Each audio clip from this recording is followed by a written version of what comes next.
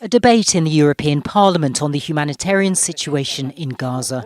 Back from a trip to the Middle East, the EU's foreign policy chief, Josep Borrell, addressed divisions in the bloc. We ought to be able to defend the Palestinians' rights to have a state without being categorised as anti-Semitic. And it ought to be possible to criticise the policies of Israel.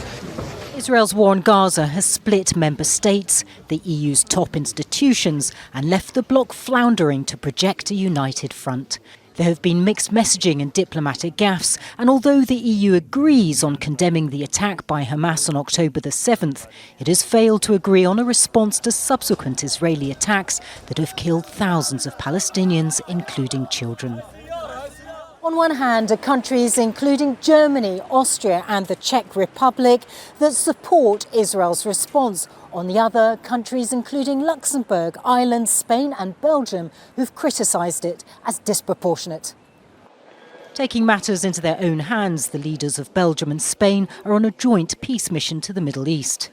Spain and Belgium have taken the initiative now to visit the region because there are countries in Europe that want to play an important role to bring peace in the region, and I think we have a role to play.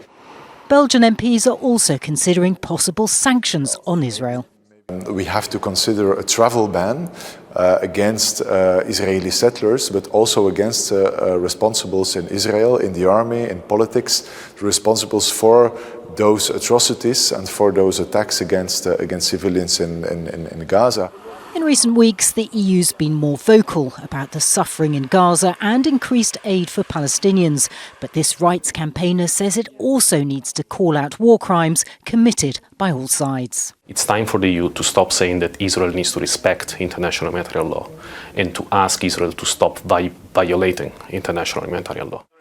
Remaining united on Russia's invasion of Ukraine for nearly 2 years, the EU's inability to uphold some of its principles and speak with one voice on Israel's war on Gaza has damaged its foreign policy credentials and diminished its influence in the Middle East and possibly beyond.